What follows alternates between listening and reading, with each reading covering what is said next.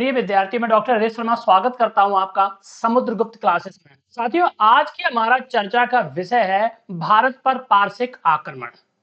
इसके अंतर्गत हम चर्चा करेंगे कि पारसिक आक्रमण की जो जानकारी है वो कहां से हमें प्राप्त हुई, कौन-कौन से इंस्क्रिप्शन से प्राप्त हुई है, कौन सा उसकी साहित्यिक जानकारी प्राप्त होती है, यानी साहित्यिक और पुरातात्विक साहित्य, उस पर भी हम चर्चा करेंगे।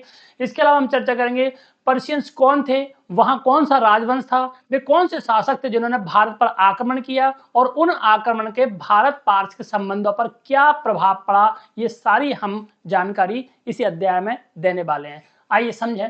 सबसे पहले हम चर्चा करेंगे भारत पर पारसिक आक्रमण और उसके प्रभाव पर। तो इसमें हमारी जो चर्चा है सबसे पहले होगी, देखिए, पर्सिया से जो आक्रमणकारी आए थे उनका अपना राजवंश था जिसे कहा गया हकामनी। हकामनी या एक्मेनियंस भी कहा जाता है, अंग्रेजी में उसे एक्मेनियंस भी कहा जाता है। इनका आक्रमण हुआ था। अगर प्रश्न आता है कि भारत पर पहले विदेशी आक्रमण करने वाले कहां के थे, कौन थे, तो आप बताएंगे पर्शियन। याद रहे, भारत पर पहला विदेशी आक्रमण पर्शियनों द्वारा किया गया था। पर्शियनों द्वारा किया गया था। पर्शियन को पारसिक भी कहा जाता है क्योंकि उनका जो धर्म था वो पारसी धर्म था। तो पारसिक पर्शियन एक ही बात है। और अगर क्वेश्चन आता है भारत पर आक्रमण करने वाला पहला यूरोपियन कौन था, तो नाम आएगा सिकंदर महान का। सिकंदर महान ने पर्शियन आक्रमण के लगभग 250 वर्ष बाद आक्रमण किया था, 326 ईसा पूर्व के आसपास। तो आइए हम सबसे पहले चर्चा करते हैं कि पर्शियंस और हमारे बीच में कब से संबंध है और कहां कहां से उसकी जानकारी हमें प्राप्त हो रही है। देखिए, पहला प्रश्न तो पॉइंट यही उठता है कि भारत पारसिक संबंध अति प्राचीन काल से ही रहे हैं। बिल्कुल सही बात है, अति प्राचीन काल से रहे हैं। वैदिक काल से ही भारत पारसिक संबंधों की जानकारी हमें प्राप्त होती है। इंडस वैली सिविलाइजेशन के दौरान भी थे, यानी सिंधु घाटी सभ्यता, हड़प्पा सभ्यता के दौरान भी भारत पारसिकों के संबंध थे। हमारा वहां के लोगों के साथ व्यापारिक रिलेशन बना हुआ था, पश्चिम देशों के साथ। जब मेसोपोटामिया के साथ है तो पर्शियंस के साथ भी है, वायरिन के साथ था, सबके साथ था हमारे यहाँ। उसके बाद वैदिक काल में भी हमारा पर्शियंस के साथ हमें संबंध दिखाई पड़ रहा है, क्योंकि ऋग्वेद में जिन देवी देवताओं के नाम आए, 4 देवताओं के नाम आए हैं साक्ष्य के रूप में, वही देवताओं के नाम पारसियों के धर्म ग्रंथ जैन अवेस्ता से प्राप्त होते। याद रहे, पारसिकों का धर्म ग्रंथ क्या कहलाता है? जैन अवेस्ता। और ये ऋग्वेद से साम्यता रखता है। याद रहे, किससे साम्यता रखता है? ऋग्वेद से साम्यता रखता है, यानी उसकी तुलना रखता है। उसी के आसपास ही इसकी निर्माण भी हुई, इसकी रचना भी हुई। यानी ऋग्वेद और जैन अवेस्ता समकालीन ग्रंथ हैं। 10-20 साल का अंतर है दोनों में, 19-20 का ही फर्क है, ज्यादा नहीं है। क्योंकि ऋग्वेद में जिन देवताओं के नाम आए साक्ष्य के रूप में, उनका नाम है इंद्र, मित्र, वरुण और नासत्य। इंद्र जैसा कि आप जानते हैं देवताओं के राजा। मित्र का मतलब होता है सूर्य। वरुण जल के देवता हैं। नासत्य मतलब औषधियों के देवता हैं, है ना। तो इंद्र, मित्र, वरुण और नासत्य के नाम ऋग्वेद में मिलते हैं। वही नाम हमें जैन अवेस्ता से भी प्राप्त होते हैं। साक्ष्य के रूप में एक व्यक्ति साक्ष्य कसम खा रहा है कि मैंने अमुक कार्य नहीं किया है, मैं साक्ष्य के रूप में इंद्र, मित्र, वरुण और नासत्य को साक्षी मानकर ये हम प्रतिज्ञा करते हैं। ऐसे ही जो है प्रतिज्ञा हमें कहाँ दिखाई पड़ रही है, हम चर्चा कर चुके हैं। जो उस पर हमारी चर्चा हुई थी, बोगाज का इंस्क्रिप्शन, याद करिए, 1400 ईसा पूर्व के आसपास का जो है जानकारी मिलती है कि बोगाज का इंस्क्रिप्शन में भी यही जानकारी मिलती है, इंद्र, मित्र, वरुण और नासत्य की जानकारी मिलती है। तो जैन अवेस्ता ऋग्वेद से साम्यता यानी तुलना रखता है।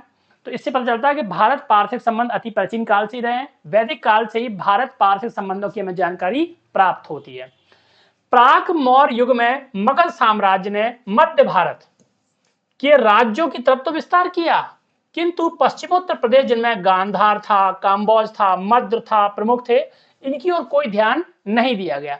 फलस्वरूप वहां अराजकता और अव्यवस्था फैल गई। जाहिर सी बात है, वहां की जो बाउंड्री लाइन है, हमारा जो बॉर्डर का जो एरिया है, वो अव्यवस्थित हो गया और आसानी से विदेशी आक्रांताओं का वह शिकार बन सकता था, और ऐसा हुआ भी। और इस तरीके से घर की फूट का लाभ उठाते हुए भारत पर पहला विदेशी आक्रमण हुआ था। वे थे पर्शियन, जिन्हें हकामनी साम्राज्य के नाम से भी जाना जाता है।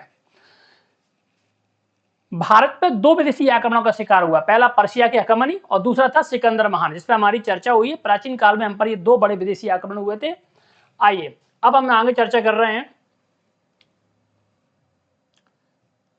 जैसा कि आपने इस नक्शे में देख रहे हैं कि मगध को हम जानते हैं, हम चर्चा कर चुके हैं, मगध के राजाओं ने अपने साम्राज्य का विस्तार जो है मध्य भारत में, उत्तर भारत में और पूर्वी भारत में तो किया, लेकिन पश्चिमोत्तर में जहां जो है कंबोज है, गांधार है और यही पूर्वी पंजाब है। पूर्वी पंजाब में कौन सा राज था? मद्र। ये पूर्वी पंजाब में था। और आपको मालूम होना चाहिए कि महाभारत काल में हस्तिनापुर के राजा पांडु की दो पत्नियां थी, एक का नाम मद्री थी और एक का नाम कुंती थी। तो मद्री कहां से थी? माद्री ये मध्य देश की कन्या की थी, मध्य प्रदेश की कन्या थी, जिसे आजकल हम कहते हैं पूर्वी पंजाब। तो मैं ये बताना चाह रहा हूं कि मगध के राजाओं ने इन तरफ ध्यान नहीं दिया, पश्चिम की सीमा की तरफ ध्यान नहीं दिया। उन्होंने अंग को जीता, बज्जी को जीता, मल्ल को जीता, कौशल को जीता, यहाँ अपने साम्राज्य के विस्तार में वो लोग लगे रहे। इसका नतीजा हुआ कि पश्चिमोत्तर क्षेत्र में अराजकता और अव्यवस्था बनी रही, क्योंकि गांधार, कंबोज और मद्र इतने ताकतवर राज्य नहीं थे कि विदेशी आक्रांताओं का वो मुकाबला कर सकते थे। जाहिर सी बात है उन्होंने सरेंडर कर दिया और हम पर एक के बाद एक दो विदेशी आक्रमण हुए। पहले पर्शियंस थे और दूसरे थे सिकंदर महान यानी यूनानी आक्रमण। तो ये मैंने आपके लिए नक्शे के माध्यम से बताया। अब हमारी चर्चा होगी कि इनकी जानकारी हमें कहां से प्राप्त हो रही है। देखिए, पर्शियंस आक्रमण की जानकारी हमें कहां से प्राप्त हो रही है ये जानना भी बहुत जरूरी है। मैंने सभी चीजें सिस्टमेटिक की हैं। सबसे पहले तो दारा के अभिलेख हैं। दारा जिसे डेरियस नाम से जाना जाता है, याद रहे दारा का नाम क्या है? डेरियस भी कहते हैं उसको और दारिया बाहु भी कहा जाता है। ये एक ही राजा के नाम है, डेरियस और दारिया बाहु और दारा। दारा के अभिलेख हैं, 3 अभिलेख प्राप्त हुए हैं, नक्शे रुस्तम, पारसीपोलिस और बेहुस्तून। ये तीनों ईरान की जगह हैं और पारसीपोलिस दारा की राजधानी थी। याद रहे, पर्शियन साम्राज्य की राजधानी, पारसिक साम्राज्य की राजधानी, हकामनी साम्राज्य की राजधानी एक ही थी, पारसीपोलिस। तो ये 3 जगह हैं, यानी कौन कौन सी हैं जान लीजिए। नक्श ए रुस्तम, नक्श ए रुस्तम, दूसरा है वेस्तून और तीसरा है पारसीपोलिस। पारसीपोलिस, ये 3 शहरों से 3 अभिलेख प्राप्त हुए हैं। इनसे हमें भारत पारसिक संबंधों की अच्छी खासी जानकारी प्राप्त होती है। नक्शे रुस्तम यानी रुस्तम का नक्शा, यानी यहाँ रुस्तम के बहुत सारे अभिलेख मिले हैं जो पारसियों के महान राजा दिखाई पड़ रहे हैं, महान व्यक्ति दिखाई पड़ रहे हैं और इसलिए इसका नाम पड़ा नक्शे रुस्तम। ये तीनों जो है राजधानी तेहरान के पास में ही है, दूर नहीं है, तीनों आसपास ही है। तो दारा के 3 अभिलेख प्राप्त हुए, नक्शे रुस्तम से, पारसीपोलिस से और बेहिस्तून से। इसके अलावा हेरोडोट्स का वर्णन, हेरोडोट्स जिसको हम जानते हैं इतिहास के पिता के रूप में, आपको मालूम होना चाहिए इतिहास का पिता, फादर ऑफ हिस्ट्री किसको कहा जाता है? हेरोडोट्स, जिसने हिस्टोरी का नाम की ग्रंथ की रचना की थी। इसने भी भारत पारसिक संबंध के बारे में काफी जानकारी दी। इसने कहा था कि भारत पारसिक साम्राज्य का 23वां प्रांत है और यहाँ से 1/3 यानी 360 टैलेंट स्वर्ण चूर्ण धन राशि प्राप्त होती है। ऐसी बहुत सारी जानकारी इसने, हेरोडोट्स ने दी थी।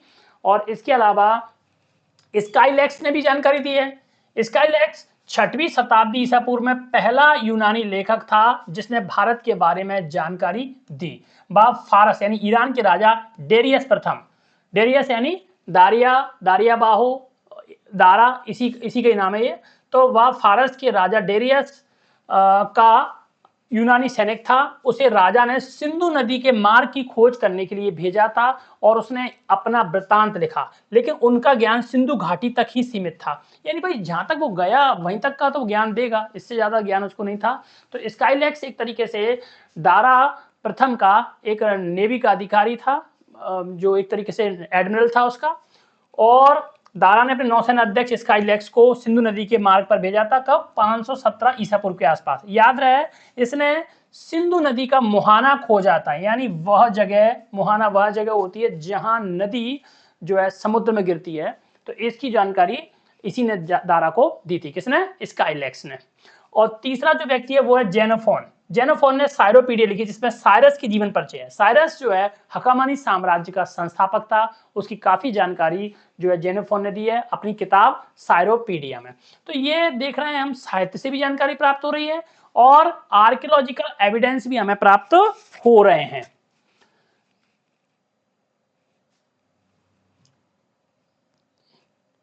अब हमारी थोड़ा चर्चा हम पीछे ले जाते हैं आपको मैं ये बता दूं कि ये जो सिंधु नदी है, ये दिख रही है आपको 5 धारा में सप्त सिंधु क्षेत्र, ये कराची के बाद, ये कराची के पास से ये जो है अरब सागर में गिरती है। अरब सागर में जो है इसका समापन होता है और स्काई लेक्स ने यही खोजा था, याद रहे, स्काई लेक्स ने क्या खोजा था? सिंधु नदी का मुहाना, जहां वह अरब सागर में गिरती है, क्योंकि उसी के रास्ते से वो आगे बढ़ेंगे। तो स्काई लेक्स कौन था? दारा का एडमिरल था, नौसैनिक अधिकारी था। हम एक बार फिर पीछे लौट रहे हैं। तो ये हमारी चर्चा हो गई है इतिहास जानने के साधन। तो दारा की इंस्क्रिप्शन है, हेरोडोट्स का विवरण है, स्काई लेक्स है, जेनोफोन ने जो साइरोपीडिया लिखी है जिसमें साइरस की जीवन परिचय लिखी है, जिसने भारत पर आक्रमण किए थे, तो कहां तक का इलाका उसने जीत लिया था, वह ईरान और भारत के मध्यवर्ती क्षेत्र यानी अफगानिस्तान को जीतने में सफल रहा था। इसकी चर्चा हुई है। अब हमारी आगे चर्चा होने वाली है, देखिए पहले मैं आपको बता दूं कि हकामनी साम्राज्य कितना विशाल था। हकामनी साम्राज्य में उस जमाने में जो है सीरिया, आपका लगभग पूरा टर्की यानी तुर्की जो है एशिया माइनर जो कहलाता है वह था, और इसके अलावा श्वासन, ये सूसा था, बेबीलोन था, ये तमाम क्षेत्र थे उस समय पर्शिया में। ये पॉर्सिपोलिस, याद रहे, पॉर्सिपोलिस जो थी दारा के साम्राज्य या हकामनी साम्राज्य की राजधानी थी पॉर्सिपोलिस। और इस तरीके से हम देख रहे हैं, अब इसने ये इलाके भी जीते थे, यानी अफगानिस्तान के इलाके, इसमें पर्थिया यानी जो है आजकल का पूर्वी ईरान कहलाता है, और इसके अलावा इसने जो है अराकोसिया यानी ये आजकल कंधार कहलाता है, ये इलाका भी जीता था। बैक्टीरिया यानी ये जो है पूर्वी अफगानिस्तान, ये भी जीता था इसने। सॉग्नेनिया भी जीता था, यानी भारत के एक बड़े हिस्से पर, जैसे देख रहे हैं आप, ये सिंधु घाटी है, ये सिंधु नदी दिखाई पड़ रही है, इतने क्षेत्र पे, यानी लोअर इंडस वैली जो क्षेत्र है वहां तक, यानी कराची तक का इलाका इसके अधिकार में था, इनके अधिकार में था, हकामनी साम्राज्य के अधिकार में था। और ये जो दिखाई पड़ रहा है ये काफी विशाल साम्राज्य था उनका। अब हम आगे की चर्चा कर रहे हैं। देखिए इस मैप को दिखाने के पीछे उद्देश्य ये था कि आप समझ लीजिए कि हकामनी एम्पायर कितना बड़ा था। इनके पास इजिप्ट यानी मिस्र भी था, लीबिया भी था, बहुत बड़े क्षेत्र में ये लोग शासन कर रहे थे। अब हमारी चर्चा होनी है हकामनी साम्राज्य, जो लगभग 558 ईसा पूर्व से लेकर 330 ईसा पूर्व तक चला, यानी सीधे सीधे लगभग 220 वर्षों तक इन्होंने शासन किया था अपने क्षेत्र में। और सबसे पहले आप जानिए, पहली चर्चा होगी वो होगी कुरुस। कुरुस का एक नाम मिलता है साइरस। 558 ईसा पूर्व से लेकर 529 ईसा पूर्व तक, यानी सीधे सीधे हम कहें तो लगभग इसने 30 वर्ष शासन किया, लगभग 30 वर्ष तक इसने शासन किया था। ईरान में पर्शियन साम्राज्य का ये संस्थापक था। इसका एक नाम मिलता है कुरुस और दूसरा नाम मिलता है साइरस, है ना। और साइरोपीडिया जो है जेनोफोन ने इसी की जीवन के रूप में, जीवन परिचय के रूप में लिखा है। और इसकी राजधानी थी पॉर्सिपोलिस, जिसकी हम चर्चा कर चुके हैं कि पॉर्सिपोलिस जो है दारा के साम्राज्य, हकामनी साम्राज्य की राजधानी थी। साइरस ने ईरान और भारत के मध्यवर्ती भाग यानी अफगानिस्तान तक का इलाका जीता था, जिसमें जैसा कि मैंने आपको बताया अराकोशिया आता है उसमें, यानी कंधार आता है उसमें, पर्थियन आता है उसमें, जेंडोसिया वगैरह ये तमाम जो क्षेत्र आते हैं, बैक्टीरिया भी आता है, ये सारे क्षेत्र उसने जीते थे। ये उस जमाने में अफगानिस्तान के अंतर्गत ही आते थे। और अपना प्रभाव कहां तक बढ़ाया? एरिथ्रियन सागर, एरिथ्रियन सी किसको कहा जाता है? हिंद महासागर को, कंफ्यूज मत हो जाना। एरिथ्रियन सी किसको कहा गया है? हिंद महासागर को कहा गया है उस जमाने में, हिंद महासागर तक बढ़ाया। ये कौन कह रहा है? ये कह रहा है जेनोफोन। किसमें कह रहा है? अपनी किताब साइरोपीडिया में, जिसे साइरस की जीवनी कहा जाता है। याद रहे क्रुस या साइरस, इसका समय 558 ईसा पूर्व से 529 ईसा पूर्व तक, लगभग 30 वर्ष इसने शासन किया। ईरान में पर्शियन साम्राज्य का संस्थापक था, जिसकी राजधानी थी पॉर्सिपोलिस। जेनोफोन अपनी किताब साइरोपीडिया में लिखता है कि साइरस ने ईरान और भारत के मध्यवर्तीय क्षेत्र यानी अफगानिस्तान को जीत लिया था। इसकी चर्चा कर रहे हैं और कह रहा है कि इसका प्रभाव जो है एरिथ्रियन सी यानी हिंद महासागर तक बढ़ गया था, ये भी वो चर्चा कर रहा है। सिकंदर के एडमिरल नियरकर्स का विवरण, यानी अब नियरकर्स जो है सिकंदर का एडमिरल एडमिरल है। एडमिरल का मतलब होता है नौसेना अधिकारी। याद रहे स्काईलैक्स दारा का नौसैनिक अधिकारी था, नेवी का सबसे बड़ा अधिकारी था, एडमिरल था। तो नियरकस जो था वो सिकंदर का एडमिरल था। तो सिकंदर के एडमिरल नियरकस ने कहा है साइरस ने जेंडोसिया के रेगिस्तान से होकर भारत पर आक्रमण किया, किंतु मार्ग में संपूर्ण सेना नष्ट हो गई, केवल 7 सैनिक बचे थे। जेंडोसिया यानी आज का बलूचिस्तान। याद रहे जेंडोसिया किसको कहा जाता है? जेंडोसिया कहा जाता है बलूचिस्तान को। और बलूचिस्तान कहां पड़ता है आजकल? पाकिस्तान में। और ये बलूचिस्तान अपने आप को पाकिस्तान से अलग करने की बात कर रहा है, वो अलग राज्य के रूप में, अलग देश के रूप में बनना चाहता है।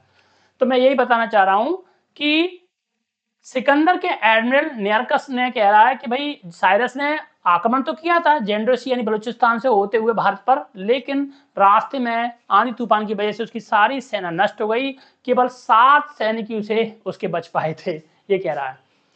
देखिए प्लिनी जिसने नेचुरल हिस्टोरी का किताब लिखी, याद रहे नेचुरल हिस्टोरी का जो किताब है वो किसने लिखी है बेटा? प्लिनी ने कहा है। प्लिनी जो है एक प्रसिद्ध भूगोलवेत्ता था, भूगोल का जानकार था। उसने भारत के और आसपास के जो उसकी वनस्पति की जानकारी दी है, भौगोलिक स्थिति की जानकारी दी है, जलवायु पर चर्चा की है। तो वह कह रहा है, प्लिनी कह रहा है साइरस ने कपीसा नगर यानी जो अफगानिस्तान में एक कफीसा नाम का नगर था, जो घोरविस और पंजवीस नदियों के संगम पर बसा हुआ एक छोटा सा शहर रह गया है, उसको उसने नष्ट किया था। याद रहे घोरविस और पंचविस नदियों के किनारे बसा हुआ कपीसा नगर उसने नष्ट किया था, ध्वस्त किया। ये प्लिनी कह रहा है। देखिए ऊपर के दो ये कह रहे हैं, नियरकस ये बताना चाह रहा है कि भारत पर आक्रमण इससे पहले कभी हुआ ही नहीं था, और उस पर आक्रमण केवल किसने किया? सिकंदर महान ने। यानी वो अपने महान शासक का महान गुणगान करना चाह रहा है कि भारत पर इससे पहले कभी आक्रमण नहीं हुआ था, इसलिए वो कह रहा है कि केवल 7 सैनिक बचे थे। ठीक है, पर ऐसा नहीं है। जब वो कह रहा है साइरस का जीवनी काल के उसने एरिथ्रियन सागर तक अपना प्रभाव बढ़ा दिया, तो ये बहुत बड़ी बात है। इसके अलावा प्लिनी भी कह रहा है कि उसने कपीसा नगर जो अफगानिस्तान में था उसको ध्वस्त किया था। यानी हम मान सकते हैं कि भारत पर पहले ही सबसे पहले साइरस, जिसे हम क्रूस के नाम से जानते हैं, उसका आक्रमण हो चुका है। इसकी मृत्यु कैसे हुई? कैस्पियन क्षेत्र में, कैस्पियन सागर जो रूस में पड़ता है आजकल, उज्बेकिस्तान तजाकिस्तान के आसपास, तो कैस्पियन सागर क्षेत्र में एक डरवाइक नाम की लड़ाकू जाति थी, जनजाति के नाम से जानी जाती है, लड़ाकू जाति थी डरवाइक, उससे लड़ते हुए ये वीर गति को प्राप्त हुआ। आपको केवल इतना ही याद रखना है जो मैंने बताया है इसमें छोटे छोटे पॉइंट के रूप में, ठीक है, इससे ज्यादा नहीं करना। याद रहे क्रूस या साइरस जो है, साइरस जो था वो भारत पार्सियन साम्राज्य का वो कौन था? संस्थापक था। उसके बाद उसका बेटा बैठा सिंहासन पर, उसका नाम था कंबुजिया, और कंबुजी के बाद बैठे कैम्बेसीज, यानी दोनों एक के बाद एक बैठे। 529 से 522 तक आयाराम गयाराम की स्थिति बनी रही। साइरस के पुत्र उत्तराधिकारी थे। गृह युद्धों में यानी ये सिविल वॉर में ही बिजी रहे, इन्होंने कोई साम्राज्य पर ध्यान नहीं दिया, साम्राज्य विस्तार की तरफ इनका ध्यान था ही नहीं। कैम्बुजिए और कैम्बेसीज बैठे, और उसके बाद महान शासक आया डेरियस, दारिया बाहुजी के नाम से इसको हम जानते हैं। देखिए दारा प्रथम, डेरियस या दारिया बाहु, ये 522 से लेकर 486 ईसा पूर्व तक सिंहासन बैठा। यानी लगभग इसने जो है 22 और 14 यानी सीधे हम कहें लगभग 36 वर्ष इसने शासन किया था।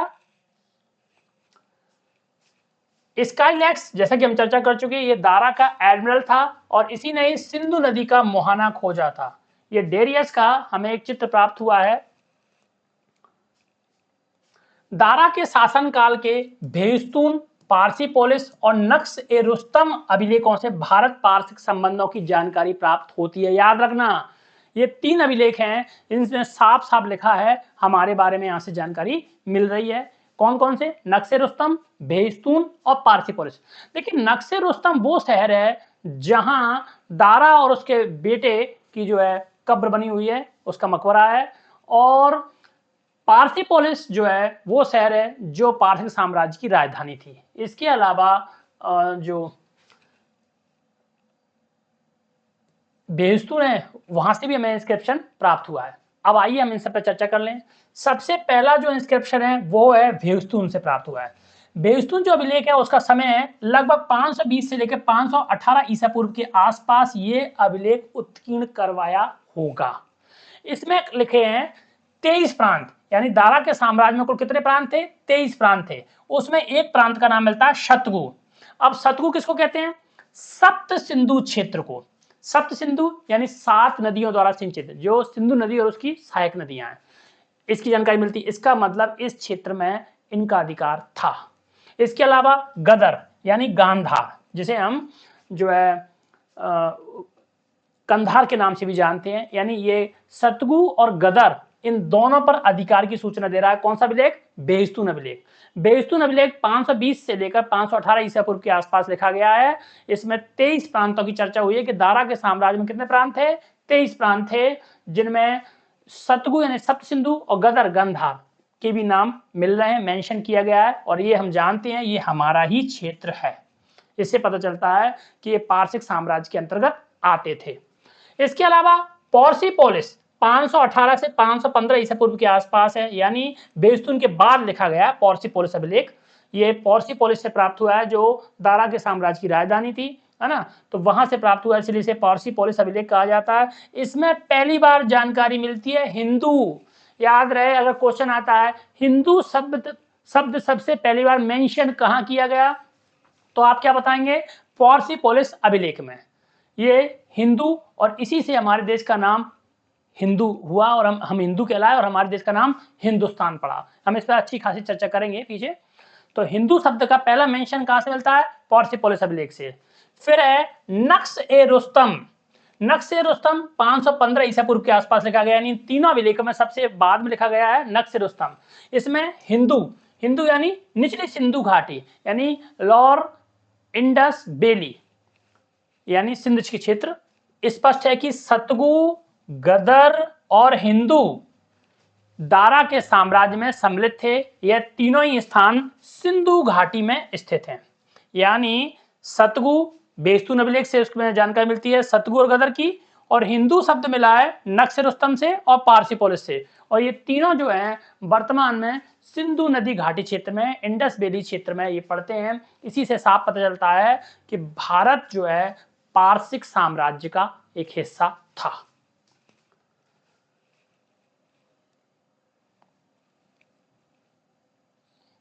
अब हमारी जो चर्चा है वह होगी कि हेरोडोटस क्या कह रहा है दारा के बारे में। हेरोडोटस ने बहुत अच्छी बात कही है। वह कह रहा है कि भारत दारा के साम्राज्य का 20वां भाग है। देखिए, बेस्तून अभिलेख में तो 23 प्रांतों का उल्लेख मिलता है, लेकिन हेरोडोटस एक अलग बात कह रहा है। वह कह रहा है कि भारत दारा के साम्राज्य का 20वां भाग है, यानी 20 प्रांत है कुल मिला के, 20वां भाग है। और यहां से दारा को उसके संपूर्ण रेवेन्यू, राजस्व का तीसरा भाग, यानी 1/3, 1/3, यानी 360 टैलेंट स्वर्णचूर्ण, यानी गोल्डन डस्ट कर के रूप में प्राप्त होता था। हेरोडोटस, जिसे इतिहास का पिता कहा जाता है, वो साफ लिख रहा है, साफ कह रहा है कि भारत दारा के साम्राज्य का 20वां प्रांत है, 20वां भाग है। यहां से उसे अपने कुल रेवेन्यू का 1/3 यानी 1/3, यानी 360 टैलेंट स्वर्णचूर्ण यानी गोल्डन डस्ट, यानी ये जो है, जो गोल्डन मिलता था वो स्वर्ण के रूप में मिलता था, चूर्ण के रूप में मिलता था, एक भस्म के रूप में प्राप्त होता था। और ये टैलेंट क्या है? ये टैलेंट उस जमाने में मुद्रा की इकाई भी थी और भार की इकाई भी थी। तो 360 टैलेंट स्वर्णचूर्ण जो है गोल्डन डस्ट जिसे कहते हैं, कर के रूप में प्राप्त होता है। अब एक टैलेंट बराबर कितना होता है? एक टैलेंट बराबर होता है 57 पॉइंट। और एक पॉइंट में कितना वजन होता है? देखा जाए तो एक पॉइंट पड़ता है लगभग 453 ग्राम, यानी आधा किलो मान के चल सकते हैं। तो आप अनुमान लगाइए कि कितना पैसा हम रेवेन्यू के रूप में दारा को दे रहे थे। 57, एक टैलेंट बराबर 57 पॉइंट, और एक पॉइंट यानी कितना होता है? लगभग 500 ग्राम मान लीजिए। 360 टैलेंट स्वर्ण चूर्ण के रूप में हम दे रहे हैं। कितना पैसा हम उसको दे रहे थे, ये बड़ा ही एक सोच का विषय है। यानी भारत को यूं ही सोने की चिड़िया नहीं कहा जाता। याद रहे, हम शुरू से ही सोने की चिड़िया थे। यानी उसके पास कुल 20 प्रांत है और वो 20 प्रांत से उतना पैसा नहीं ले पा रहा, यानी उसका 33% तो हम ही दे रहे हैं उसको रेवेन्यू के रूप में उसको। यह सोना कहां से प्राप्त होता है? सिंधु नदी की बालू धोने से निकलता था और यह सोना कहलाता है काला धौत। क्या कहलाता है? काल धौत कहलाता है। ये हेरोडोटस ने सोना खोदने वाली चींटियों का भी उल्लेख किया है। हम आपको बता दें कि आज भी कई क्षेत्र में नदी की जो बालुका होती है, रेत होती है, उसको घिस के उसको छान छान कर वहां से सोना प्राप्त किया जाता है। चाहे वो लीबिया हो, अफगानिस्तान जो है, अफ्रीका के कई प्रांतों में भी ऐसा होता है। किमरेले की खदानें, वहां जहाँ जहाँ ज्यादा रेगिस्तान होता है वहां से भी सोना प्राप्त होता है। चींटियां होती हैं उसकी जो उसको खोदती हैं और हेरोडोटस ने उनका उल्लेख किया है। प्राचीन काल में चींटियां, ऐसी चींटियां थी जो सोने को खोदती थी, उसकी जानकारी देती थी। और इस प्रकार का जो बालू धोने से सोना प्राप्त होता था उसे काला धौत, काल धौत के नाम से हम जानते थे। तो दारा का शासनकाल भारत में पारसिक साम्राज्य का चरमोत्कर्ष था। यानी इसके बाद धीरे धीरे करके भारत का ये पश्चिमी क्षेत्र जो है दारा के साम्राज्य यानी पारसिक साम्राज्य से हाथ से निकलता चला गया था। संपूर्ण सिंधु घाटी और राजपूताना का रेगिस्तान उसके अधिकार में थे। सिंध भी था और राजस्थान का रेगिस्तान भी उसके अधिकार में था। दारा ने क्या लाभ दिया हमको? दारा ने भारत का संपर्क पाश्चात्य जगत से जोड़ दिया। यानी हकामनी साम्राज्य इधर बीच में, इधर हम लोग हैं, और हकामनी साम्राज्य के उधर कौन है? यूरोपियन एम्पायर्स हैं और भी देशेस हैं। तो हम जो है वो हमारे और यूरोपियंस के बीच में एक मीडिएटर की भूमिका निभा पाया और यहां से भारत से लेकर पारसिक साम्राज्य होते हुए यूरोप तक व्यापारिक मार्ग थे। यानी सीधे सीधे हम वेस्टर्न जगत से, वेस्टर्न वर्ल्ड से जुड़ गए थे। और ये जो श्रेय है ये हम किसको देंगे? दारा को। एक बार फिर देख लीजिए, दारा के बारे में जान लें आप। दारा यानी डेरियस, दारियाबाहु 522 ईसा पूर्व से लेकर 486 ईसा पूर्व के आसपास ये सिंहासन विराजमान हुआ। स्काईलैक्स इसका एक एडमिरल था जिसने सिंधु नदी का मुहाना खोजा था। और दारा के शासनकाल के 3 इंस्क्रिप्शन प्राप्त होते हैं, एक बेहस्तून से, एक पारसिपोलिस से, एक नक्सरुस्तम से। और इनसे भारत पारसिक संबंधों की हमें पर्याप्त जानकारी प्राप्त होती है। बेहस्तून 520 से 518 ईसा पूर्व के आसपास, यानी पहले 3 अभिलेखों में, जो 3 अभिलेख लिखे गए उनमें पहला जो अभिलेख है वो बेहस्तून है। इसमें कुल 23 प्रांतों पर चर्चा हुई है। इनमें सतगु, सप्त सिंधु और गदर का यानी गंधार का नाम भी मिलता है, यानी ये अधिकार में थे इनके। पॉर्सिपोलिस में हिंदू शब्द पहली बार मेंशन किया गया। हिंदू यानी सिंधु को ही हिंदू कहा जाता है निचली सिंधु घाटी क्षेत्र में। और नक्सरुस्तम सबसे आखिरी का है। इसमें लोअर सिंधु घाटी यानी लोअर इंडस वैली जो है क्षेत्र की जानकारी मिलती है। इसमें सतगु, गदर, याद रहे जो है सतगु और गदर, सतगु, गदर और हिंदू दारा के साम्राज्य के सम्मिलित रूप से दिखाई पड़ रहे हैं, हिस्से दिखाई पड़ रहे हैं। और इसके बाद हमारी चर्चा है हेरोडोटस के कथन पर। हेरोडोटस ने बहुत अच्छी बात कही। वह कहता है कि भारत दारा के साम्राज्य का 20वां प्रांत है। भारत दारा के साम्राज्य का 20वां प्रांत है और यहां से उसको अपने कुल रेवेन्यू का, संपूर्ण राजस्व का 1/3 यानी 1/3 यानी तीसरा भाग, जो 360 टैलेंट स्वर्ण चूर्ण के रूप में प्राप्त हो रहा था वो प्राप्त होता है। और 1 टैलेंट बराबर होता है आज का 57 पौंड, और 1 पौंड होता है लगभग आधा किलो यानी 500 ग्राम, 453 ग्राम मान लीजिए, यानी एक तरीके से 500 ग्राम मान लीजिए। तो बहुत सा पैसा हम उनको रेवेन्यू के रूप में दे रहे थे। और ये सोना कैसे प्राप्त हो रहा था? सिंधु नदी की जो बालू है उसको धोने से, छान कर धोने से उसको ये सोना प्राप्त होता था। एक रवे के रूप में इसे गर्म करके क्रिस्टल के रूप में जमा किया जाता था। ये स्वर्ण चूर्ण था, गोल्डन डस्ट के रूप में प्राप्त होता था, जिसे काल धौत कहा जाता है ना। और यहाँ से चींटियों की, सोना खोदने वाली चींटियों की जानकारी भी वो दे रहा है। तो दारा का शासनकाल भारत में पारसिक साम्राज्य का चरमोत्कर्ष था और संपूर्ण सिंधु घाटी और राजस्थान के रेगिस्तान पर उसका जो है अधिकार था। और दारा ने भारत का संपर्क वेस्टर्न वर्ल्ड से जोड़ा था।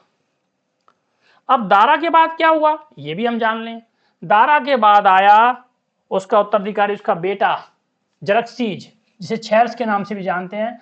486 ईसा पूर्व से 465 ईसा पूर्व के आसपास जो है ये विराजमान हुए।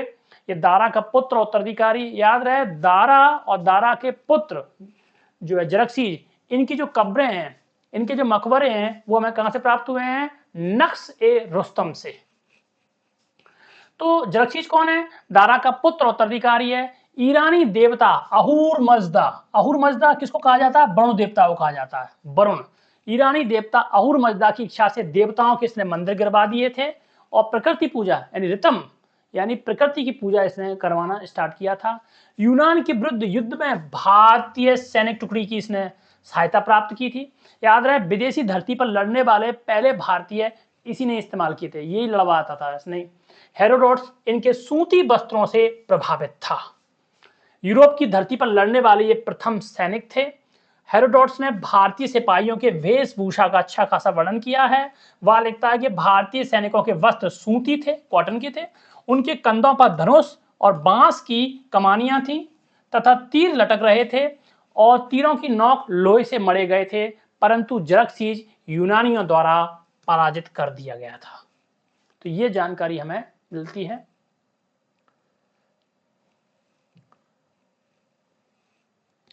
ये जो पिक्चर आई थी 300 लगभग 2003 में आई थी और ये लगभग बहुत सारे लोगों ने देखी थी। इसमें 300 स्पार्टन्स योद्धा पर्सिया के जो एम्पायर है उससे लड़ते हैं। तो ये तो था जो है यूनानियों का राजा, और ये था जो जरक्सीज यूनानियों से पराजित हुआ था। तो ये पिक्चर में भी इसको दिखाया जा चुका है, ये हम आपको बता रहे हैं। अब हमारी आगे चर्चा हो रही है कि जरक्सीज के बाद क्या हो रहा है। देखिए, जरक्सीज के बाद धीरे धीरे पार्सियन साम्राज्य गिरने लगा और कमजोर उत्तराधिकारियों ने जल्दी इसका निपटारा कर दिया। जरक्सीज के उत्तराधिकारी और पार्थिक साम्राज्य का पतन। फिर आया कौन?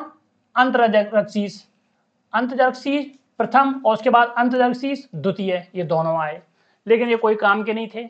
भारत के पश्चिमोत्तर क्षेत्र पर पार्थिक अधिपत्य इन्होंने बनाए रखा, बस इतना ही अच्छा काम कर लिया था कि भारत पर भी इनका कंट्रोल था। अरे भैया, क्यों नहीं कंट्रोल करेंगे हम पे?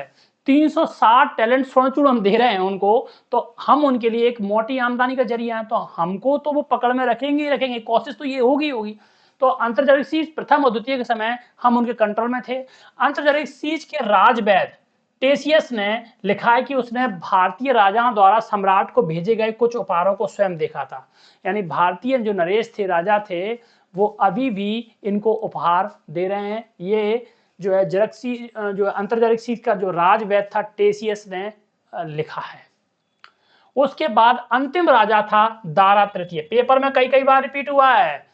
पारसिक साम्राज्य का अंतिम शासक कौन था? दारा तृतीय। 360 से लेकर 330 ईसा पूर्व के आसपास शासन किया। देखिए, हमने सारे राजाओं का उल्लेख नहीं किया, जो काम के थे, जिन्होंने शासनकाल में कुछ उल्लेखनीय घटनाएं थी और जिनके संबंध में प्रश्न पूछे जाते हैं, हमने उन्हीं को मेंशन किया है। तो अंतिम कौन था? दारा तृतीय। 360 से लेकर 330 ईसा पूर्व के आसपास इसने शासन किया। यह अंतिम पारसिक सम्राट था। ऑरवेला, जिसे गैंगवेला के नाम से भी जाना जाता है, ऑरवेला या गैंगवेला के युद्ध जो हुआ था लगभग 331 से 330 ईसा पूर्व के आसपास हुआ था, और ये युद्ध हुआ था सिकंदर महान और दारा तृतीय के बीच में। और नतीजा यह हुआ कि सिकंदर ने दारा तृतीय को पराजित कर उसकी राजधानी पर्सिपोलिस को अग्निसात कर दिया, यानी आग के हवाले कर दिया, आग में जलाकर राख कर दिया। ये कंडीशन की थी। और बस जाहिर सी बात है कि भारत में पारसिक अधिपत्य की भी समाप्ति हो गई। अरे भाई, जब दारा तृतीय निपट गए तो सीधी सी बात है कि वो हम पर कंट्रोल कर रहे थे, हमारा जो कंट्रोल उन पर, उनका जो कंट्रोल है हम पर से हट गया, सीधी सी बात है। और इसी के साथ ही सिकंदर का भारतीय अभियान भी प्रारंभ हो गया। यानी पारसिक साम्राज्य को अग्निसात करके, मिट्टी में मिला के, धूलिसात करके, सब खत्म करके उसने भारत की ओर ध्यान किया, भारत की ओर प्रस्थान किया था। और 326 ईसा पूर्व के आसपास वो भारत में आ गया। तो ये याद रहे कि दारा तृतीय अंतिम शासक था और वो युद्ध का नाम क्या था? अरवेला या गैंगवेला का युद्ध कहलाता है। और 331 या 330 ईसा पूर्व के आसपास ये हुआ था। और सिकंदर ने जो है दारा तृतीय को इसमें पराजित कर दिया और उसकी राजधानी को भी क्या कर दिया? आग के हवाले कर दिया। पारसिक आधिपत्य की समाप्ति हो गई और सिकंदर का भारतीय अभियान भी प्रारंभ हो गया।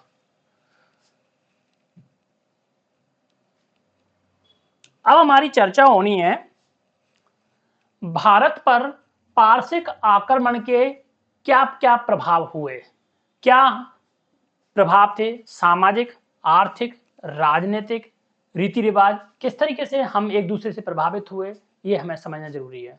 देखिए, जब हम 150-200 साल या कितने भी वर्ष किसी के साथ रहते हैं, उनके अधिकार में हम थे, तो जाहिर सी बात है कुछ हमने उनसे सीखा होगा, कुछ हमने उन्हें भी सिखाया होगा। तो क्या क्या प्रभाव पड़े, हम इस पर चर्चा कर रहे हैं। सबसे पहली बात तो यह है कि भारतीय सैनिकों की मांग विदेशों में बढ़ गई थी। देखिए, वो जो सिपाही थे, या हो सकता है वो भाड़े के हों या फिर सप्त सिंधु क्षेत्र से गए हों, हम नहीं जानते, लेकिन उन्होंने जबरदस्त युद्ध कौशल का परिचय दिया था। वहां नंगे पैर लड़े, सूती यानी कॉटन के कपड़े पहन रहे हैं, कोई खास उनके पास अच्छे जो है जो अच्छा एक अच्छे शस्त्र नहीं है। और दूसरा जो है, उनकी सबसे बड़ी बात यह है कि कोई उन्होंने सुरक्षात्मक उपकरण अपने साथ नहीं लिए हैं, लेकिन उन्होंने अद्भुत वीरता का परिचय दिया। तो जाहिर सी बात है कि विदेशों में हमारे सैनिकों की मांग बढ़ गई थी। पहला पॉइंट तो यही है। दूसरा, भारत का नामांकन हिंदुस्तान हुआ है। देखिए, सीधी सी बात है, पर्शियन जो डिक्शनरी है, वो जो ईरानी है, पर्शियन तो है, उनको वो सा को हा उच्चारित करते थे, यानी उनकी डिक्शनरी में सा शब्द है ही नहीं है।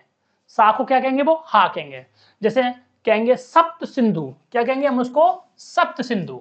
देखिए, इसको समझ लीजिए, सप्त सिंधु, ये सप्त सिंधु क्या है, 7 नदियों का क्षेत्र है, सिंचित क्षेत्र है। सिंधु और उसकी सहायक नदियों का क्षेत्र, ये सप्त सिंधु कहलाता। ठीक है, तो वो क्या लिखेंगे इसको, हप्त हिंदू। क्या लिखेंगे, हप्त हिंदू, यानी वो सा को हा कहते थे। और यही कारण था कि सिंधु को वो हिंदू कहते थे, सिंधु को वो हिंदू कहते थे। और इस तरीके से हम हिंदू कहलाए और हमारे देश का नाम हुआ हिंदुस्तान। तो हिंदू शब्द का प्रथम उल्लेख उन्होंने कहां किया था, किसने किया था, डेरियस प्रथम ने किया था। कहां से किया था, पॉर्सिपोलिस अभिलेख में किया था। ये मैंने चर्चा कर ली है। यानी भारत का जो नामांकन है हिंदुस्तान, वो किसने किया, पर्शियंस ने किया था। वो सिंधु को हिंदू कहते थे, और इस तरीके से हमारे जो हम लोग कहलाए हिंदू, और हमारे देश का नाम पड़ा हिंदुस्तान।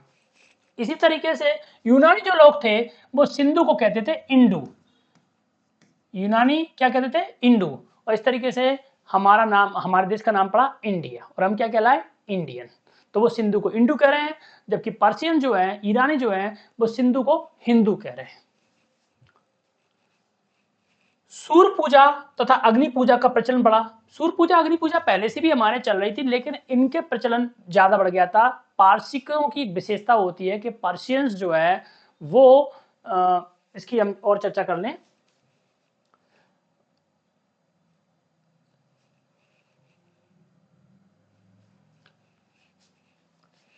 पारसियंस के जो है धर्म जो है वो है पारसी, और ये धर्म है उनका। और इनका पवित्र ग्रंथ कौन सा है, जैन अवेस्ता, जो मैंने आपको बताया था ऋग्वेद से वो साम्यता रखता है। 2 पॉइंट। दूसरा मैं आपको बता दूं कि उनके यहाँ सबसे ज्यादा किसकी पूजा होती है, सूर्य पूजा या अग्नि पूजा। वो सूर्य को क्या कहते हैं, मित्र। क्या कहते हैं, मित्र, यानी सूर्य। ठीक है। तीसरा हम आपको बता दें, इनके जो मंदिर हैं वो फायर टेम्पल कहलाते हैं, अग्नि मंदिर कहलाते हैं। तो ये है पर्शियंस की जानकारी। तो क्या क्या प्रभाव पड़ा कि पर्शियंस का जो है सूर्य पूजा, अग्नि पूजा हमारे देश में और ज्यादा प्रचलित हो गई। मौर्य काल में एक प्रथा कॉस्ट्यूम के रूप में एक अपनाई गई कि जब अर्थशास्त्र में भी लिखा हुआ है, चाणक्य ने लिखा है कि जब राजा अपनी मंत्रणा कर रहा हो मंत्रियों के साथ, तो पवित्र अग्नि प्रज्वलित होनी चाहिए। यानी जो पारसिक थे वो अपने दरबार में अग्नि प्रज्वलित करते थे, पवित्र अग्नि जलती रहती थी। तो ठीक वैसे ही प्रथा हमारे यहाँ मौर्य नरेशों ने करवाई थी अपने यहाँ। एक्चुअल में अग्नि क्या है, एक एविडेंस है, एक साक्ष्य के रूप में। तो अग्नि साक्षी है। तो अग्नि पूजा का हमारे यहाँ प्रचलन रहा है। विवाह के समय जब 7 फेरे लिए जाते हैं तो वहां भी अग्नि को ही साक्षी माना जाता है। ईरानियों के माध्यम से सिकंदर को भारतीय समृद्धि का ज्ञान हुआ और वह भारत पर आक्रमण करने आया। ये बात भी सही पॉइंट है। अरे जब हेरोडोटस कह रहा है कि 360 टैलेंट स्वर्ण चूर्ण प्राप्त हो रहा है भारत से दारा को, जो उसके कुल रेवेन्यू का 1/3 है, 1/3 है, तो जाहिर सी बात है इसको भी पता होगा, है ना, सिकंदर को। और इसलिए सिकंदर दूध और मधु की भूमि, महान मनोकामनाओं की भूमि, महान अभिलाषाओं की भूमि भारत की तरफ प्रस्थान कर गया, उस पर आक्रमण करने के लिए आ गया। चंद्रगुप्त मौर्य के महल का डिजाइन दारा के पोर्सिपोलिस में स्थित सप्त स्तंभ महल के डिजाइन से लिया गया है। सप्त स्तंभ यानी उसमें 100 से ज्यादा खंभे लगे थे, तो वैसे ही डिजाइन चंद्रगुप्त मौर्य ने पाटलिपुत्र में जब अपना महल का निर्माण करवाया था, लकड़ी का महल बनवाया था, वो डिजाइन वहीं से ली गई। यानी मौर्य ने बहुत कुछ सीखा उनसे। अशोक के स्तंभ, जो अशोक ने अपने अभिलेख लिखवाए खंभों पर और उस पर उत्कीर्ण प्रस्तावना की भाषा दारा के अभिलेखों से ली गई है। देखिए, सबसे पहले दारा ने अभिलेख लिखवाना स्टार्ट किया था। उनकी प्रस्तावना होती थी, मैं दारा यूं कहता हूं कि, मतलब पूरी प्रस्तावना लिखता था कि दारा ने आज ये कहा है और ये काम आपको करना है। ठीक वैसे ही अशोक ने भी अपने अभिलेख लिखवाए और उसी तरह के खंभे भी बनवाए उसने, और प्रस्तावना की भाषा भी ज्यों का त्यों ली गई। यानी देवनम प्रियदर्शी अशोक यूं कहता है कि मैंने मार्ग में पेड़ लगवाए, 1.5 कोस पे कुएं खुदवाए, मैंने ये करवाए वो करवाए। ठीक वैसे ही अभिलेख जो पर्सिपोलिस में, नक्सरुस्तम में, बेहिस्तून में दारा ने लगवाए, वैसे ही मौर्य काल में सम्राट अशोक ने अपने यहाँ उत्कीर्ण करवाए थे। यानी प्रस्तावना की भाषा ज्यों की त्यों ली गई और अभिलेख लिखवाने की कला भी वहीं से आई। बस अंतर यह है कि जो पार्शिकों के अभिलेख थे, दारा के जो अभिलेख थे, वो यूं ही पड़े थे, मतलब इस तरीके से कहीं भी लगा दिए गए थे, गाड़ दिए गए थे। लेकिन अशोक ने बकायदा प्लेटफॉर्म बनवाया चबूतरा और उस पर गड़वाए थे। दूसरा, दारा के जो अभिलेख हैं वो खुरदरे हैं, वो इतने आकर्षक नहीं है जितने की अशोक के। अशोक ने मिर्जापुर से बड़े पैमाने पर पत्थर उठवाया। मिर्जापुर जो है चुनार क्षेत्र में, चुनार मिर्जापुर में ही पड़ता है, वहां से उसने पत्थर लिया और उसको बढ़िया चिकना करवाया, एकदम बिल्कुल आप अपनी चेहरा देख सकते हो उसको, और फिर उस पर लेख लिखवाए गए और साम्राज्य के विभिन्न स्थानों पर उनको प्रतिष्ठित करवाया गया, स्थापित करवाया गया। और क्या क्या लिया हम लोगों ने भाई? ईरान के प्रभाव से भारत के पश्चिमोत्तर में खरोष्टी लिपि का प्रचलन हुआ, जो ईरानी अरामैक लिपि से उत्पन्न हुई थी। याद रहे, अफगानिस्तान पाकिस्तान के जो क्षेत्र है वहां पर एक नई लिपि स्टार्ट हुई, भाषा स्टार्ट हुई, उसे क्या कहा गया? खरोष्टी लिपि कहा गया। ये खरोष्टी लिपि किससे बनी थी? वहां की स्थानीय लिपि और ईरान की अरामैक लिपि से बनकर एक नई लिपि बनी, उसको कहा गया खरोष्टी। का जन्म हुआ था और अशोक के मनसेहरा और शहबाजगढ़ी के अभिलेख में खरोष्टी लिपि का प्रयोग हुआ है। पाकिस्तान अफगानिस्तान में पढ़ा है, मनसेहरा और शहबाजगढ़ी के जो अभिलेख मिले हैं उसमें खरोष्टी लिपि का प्रयोग हुआ है, क्योंकि वो वहां के जो लोग थे वो खरोष्टी लिपि से ही परिचित थे, तो इसलिए वहीं की लोकल भाषा में ही उसने इंस्क्रिप्शन लिखवाए। कहाँ? मनसेहरा और शहबाजगढ़ी में। यह लिपि दाईं ओर से बाईं ओर लिखी जाती थी। याद रहे, दाईं ओर से बाईं ओर लिखी जाती थी। तो ये तो थे पारसिक आक्रमण के भारत पर प्रभाव। और क्या क्या प्रभाव पड़े हैं वो भी जान लो। भारत में ईरानी सिक्का डारिक और सिंगलोई बहुत प्रसिद्ध थे। डारिक जो था वो सोने का सिक्का था और सिंगलोई जो था, जिसे सैकल्स भी कहा गया, वो चांदी का सिक्का था। पेपर में कई कई बार रिपीट हुआ है। इसके अलावा केश प्रक्षालन और दंड स्वरूप सिर मुड़ाने की प्रथा भी प्रचलित हुई। केश प्रक्षालन का मतलब ये होता है कि जब राजा का राज्याभिषेक होता था तो उससे पहले उसको नहलाया जाता था, उसके केसों को धुलाया जाता था। तो केश प्रक्षालन की जो प्रथा है वो स्टार्ट हो गई। ये वैसे ही जैसे दूल्हा बारात में जब जाता है उससे पहले उसको सजाया जाता, नहलाया जाता, धुलाया जाता, बस वही स्थिति है। तो केश प्रक्षालन हमारे यहाँ दरबारों में प्रचलित हुआ तो वो ईरानी प्रभाव से हुआ। चंद्रगुप्त मौर्य का जब राज्याभिषेक हुआ तब भी केश प्रक्षालन हुआ। इसके अलावा आप लोगों ने देखा होगा महाभारत काल में जब युधिष्ठिर का राज्याभिषेक हुआ, जब वो तब भी केश प्रक्षालन हुआ। और जब दुर्योधन का युवराज के रूप में प्रतिष्ठित किया जा रहा था तब भी केश प्रक्षालन हुआ, यानी दरबार में उसको नहलाया गया था इस तरीके से, दूध से, मधु से, धृत से वगैरह से, है ना। तो ये केश प्रक्षालन की प्रथा स्टार्ट हुई। इसके अलावा दंड स्वरूप सिर मुड़ाने की प्रथा, ये तो आज भी चल रही है। जो अपराधी होते थे, और आज भी हम देखते हैं कई जगह पेपर में हमें देखने को मिलता है, यूट्यूब पे देखने को मिलता है कि किसी ने कोई अपराध किया होता है तो हम उसके या तो आधी मूंछ मुड़ा देते हैं या पूरे सिर के बाल काट देते हैं। ये सब स्टार्ट ईरानियों के प्रभाव से हमारे हुए। आपने देखा होगा कि महाभारत में जो जयद्रथ था, जो दुर्योधन का बहनोई था, जिसने द्रौपदी पर कुदृष्टि डाली थी, तो पांडवों ने उसकी 5 पूरे बाल काट दिए, केवल 5 चोटियां बना के, और आधी मूंछ काट कर उसको छोड़ दिया था। इससे पता चल जाता था कि इसने कोई अपराध किया है और लोग इसके अपराध को समझ जाएं। तो दंड स्वरूप सिर मुड़ाने की प्रथाएं स्टार्ट हुई।